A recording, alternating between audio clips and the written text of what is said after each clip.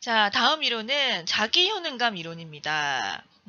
교수님은 인지주의 여러 가지 이론 중에서 좀 참 마음에 드는 이론이다라고 생각하는 것이 바로 자아효능감 이론인데요.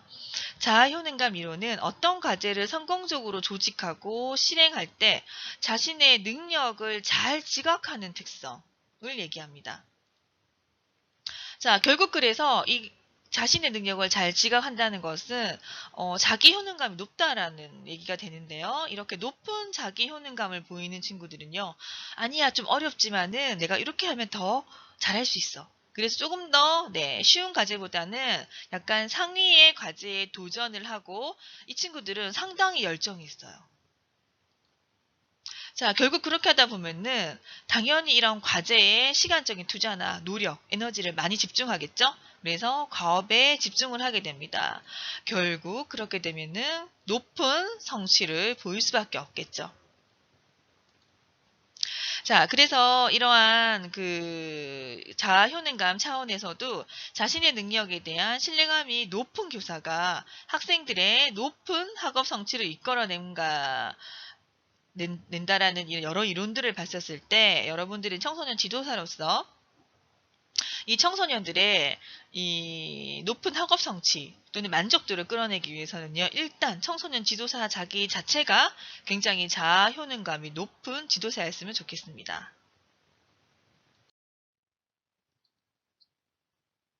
자, 다음은 자기 결정 이론인데요. 이 이론은 자기 자신의 행동과 운명을 자율적으로 선택할 수 있다라는 믿음.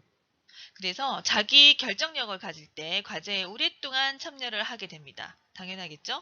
그 다음에 과제에 대해서 조금 더 의미가 있고 창의적인 사고를 하게 됩니다. 그 다음에 가장 중요한 요소예요. 활동에서 즐거움을 경험하게 됩니다. 왜냐? 자기 결정권을 가졌기 때문에 뭔가 과제나 이런 그 활동에 대해서 흥미를 가지고 즐거움을 그러니까 몰입한다라는 얘기죠. 자, 이렇게 되면 당연히 높은 수준의 성취를 이룰 수 있다라는 이론입니다. 보시면 환경이나 자기 일에 대해서 자기 결정권을 가지지 못할 때 우리는 어때요? 불안하고 전체적인 가정에 대해서 이렇게 하면 될까? 적극적이지 못한 소극적인 자세로 임하게 되겠죠.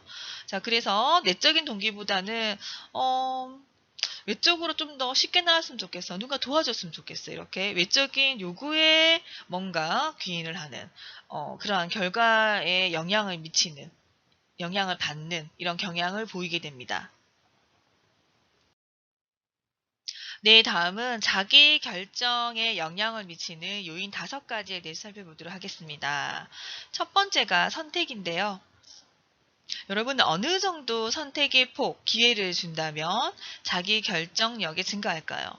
선택의 폭이 너무 많아도, 그 다음에 yes, no. 이렇게 극단적이어도 우리는 참 힘들 것 같아요. 그쵸? 그래서 자신의 행동을 적절한 한계 내에서 선택할 수 있게끔 했을 때 자기 결정력이 증가한다. 어떤 활동을 청소년 지도사 여러분이 수행을 하실 때는 청소년들이 스스로 선택을 할 수 있게끔의 이런 세팅, 이런 과제를 주어주시는 게 좋겠죠. 그렇게 해야지만 청소년들의 자기 결정력이 증가하게 될 것입니다. 다음 요소는요, 통제적인 표현인데요. 자신의 행동을 다른 사람이 통제하게끔 하는 이런 말, 언급은 오히려 자기 결정력을 감소합니다. 원래 청소년 아동들이 이거 하려고 했어라는데 하려고 시작할 때 엄마가 이렇게 넌 그걸 해야 돼.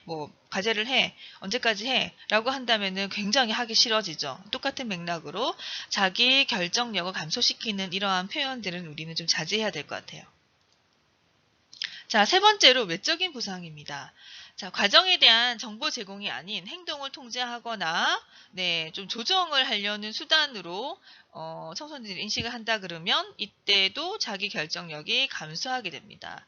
그래서 우리는, 이거를 하게 되면은 무슨 선물 줄게. 이러한 전략은 별로 이 친구들에게 통하지 않을 것 같습니다. 네, 다음으로는요, 감독을 하거나 뭔가 평가를 하는 상황. 자신이 평가를 받고 있다는 것을 느낄 때는 어때요? 난 스스로 선택하지 않을래요. 자기 결정력이 감소하게 될 것입니다. 자, 그 다음에 마지막 요인은요, 뭔가 위협하고 마감 시간이 있을 때, 네, 어쩔 수 없이 뭐 이러한, 타임을 줘야 되는 상황이 생길 수밖에 없지만, 그 얘기를 지속적으로 한다든지, 활동의 과정 중간에 계속 언급한다든지, 한다면 뭔가 애들이 압박감을 느끼게 됩니다. 그래서 자신이 통제받고 있다라는 느낌을 주게 되면은 자기 결정력이 또한 감소하게 되겠죠? 네, 다음 이론은 인지주의 동기 이론 중, 네, 기대가치 이론입니다.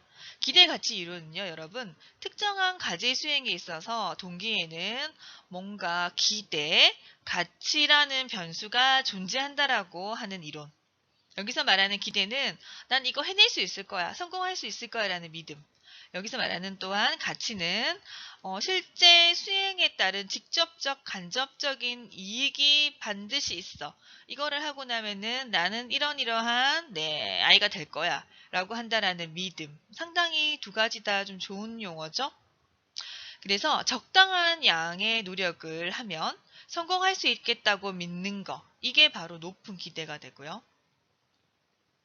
활동 또는 활동의 결과가 가치가 있을까요라고 믿을 때 높은 가치 부여를 할 때 활동 참여가 상당히 높아지겠죠. 많아지겠죠.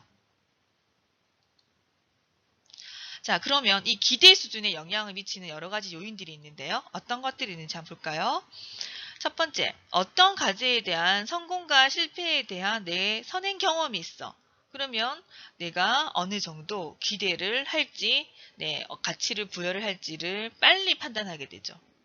자, 두 번째, 지각된 과제의 난이도를 나는 알아. 과제의 난이도를 나는 알고 있어. 라는 것도 기대 수준에 영향을 미치겠죠. 다음, 작업 습관.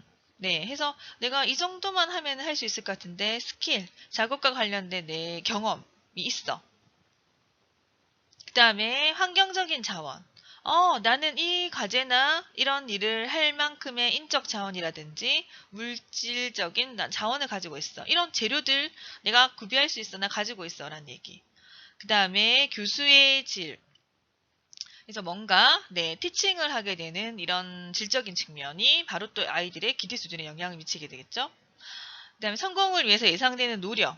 자, 노력을 얼마만큼 해야지 과제를 성공할 수 있어라는 거를 모를 때 참 무모하고 답답하죠. 자, 그래서 이 정도의 노력을 하면은 나는 저 과제를 수행할 수 있어라는 것을 아는 것 또한 기대 수준에 영향을 미치겠죠. 마지막입니다. 개인적인 특질, 해서 뭐 성차 또는 나의 타고난 성격, 뭐 기질, 그쵸? 이런 것들. 그 다음에, 나는 뭐 이런 타이밍에 또는 이런 종류의 과제는 나는 좋아해. 이런 아이들의 선호 등 여러 가지가 영향을 미칠 수가 있겠습니다. 다음은 마지막 이론인 인본주의 동기 이론에 대해서 살펴보도록 하겠습니다. 인본주의 이론은요, 인간이 지닌 건강하고 긍정적인 측면에 초점을 두는 이론입니다. 그래서 인간은 통합적인 존재로서 늘 자기 실현을 꿈꾼다. 자기 실현을 이루려는, 도모하려는 이러한 경향성을 원래부터 타고날 때부터 가지고 태어났다. 자, 그래서 선한 본성을 지닌 그 사람으로 보는 게 바로 이 인본주의의 철학이죠. 대표적인 학자가 로저스, 그다음에 메슬로우의 욕구 위계 이론이 있습니다. 네, 그래서 인본주의 심리학에서부터 지금 인본주의 동기 이론을 출발을 했는데요. 여기 인본주의 심리학의 베이스를 보시면 동물이나 비정상인을 대상으로 한 여러 가지 이제 연구들, 그래서 연합주의, 정신분석학 쪽에 이런 그 심리학들을 비판하면서 시작된 이 인본주의 심리학인데요.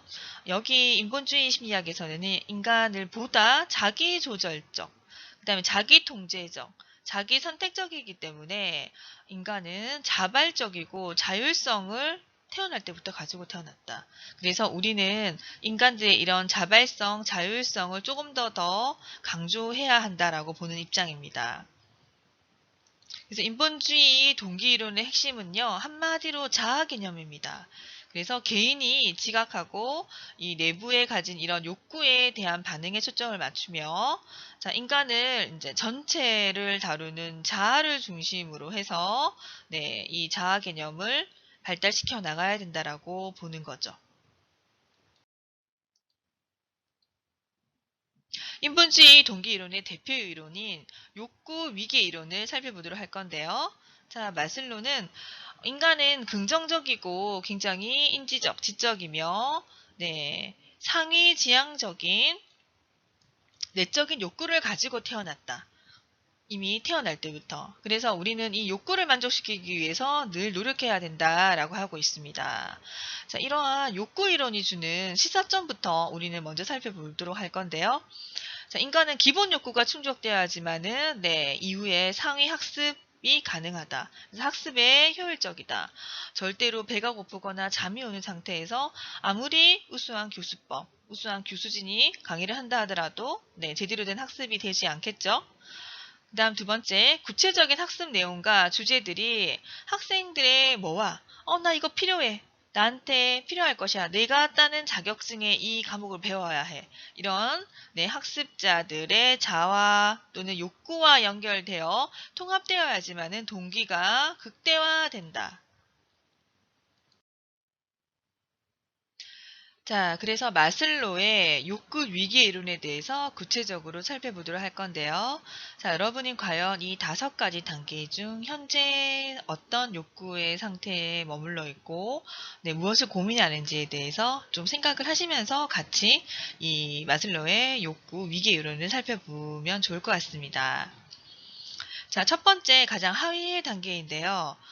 생리적인 욕구의 단계입니다.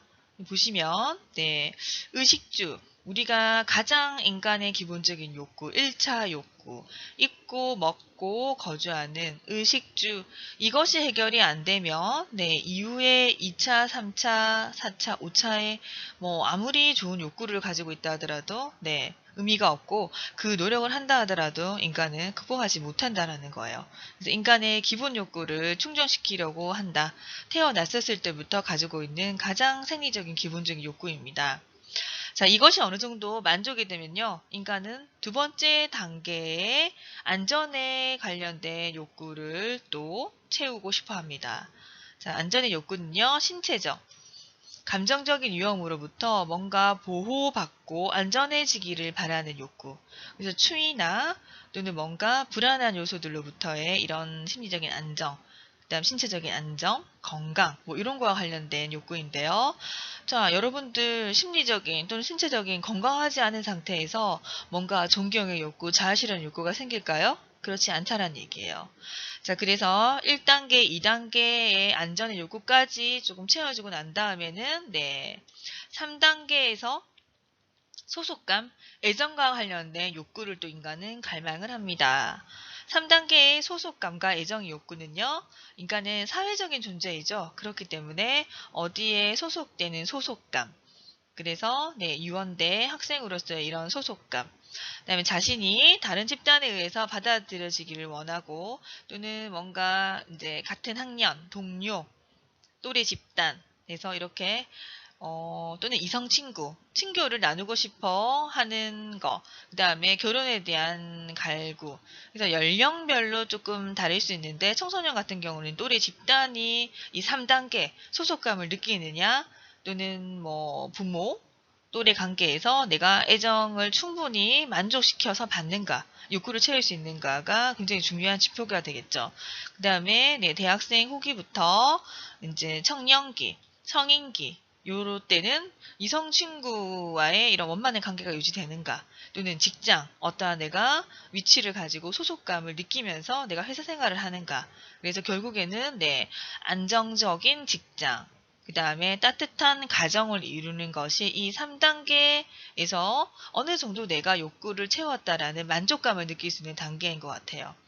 그 다음에 이 3단계 정도까지 욕구가 채워지고 난 다음에는요, 우리는 존경의 욕구를 또 갈망하게 됩니다. 이 네 번째 단계에서는요, 내적으로 뭔가, 네, 자존, 자유를 성취하려는 욕구. 그래서 외적인 타인으로부터의 이런 뭡니까? 인정받고 싶어 하는 욕구, 뭐 주의, 관심 받고 싶어 하는 욕구, 집단 내에서 내가 어떤 위치를 확보하려고 하는 내 존경의 욕구,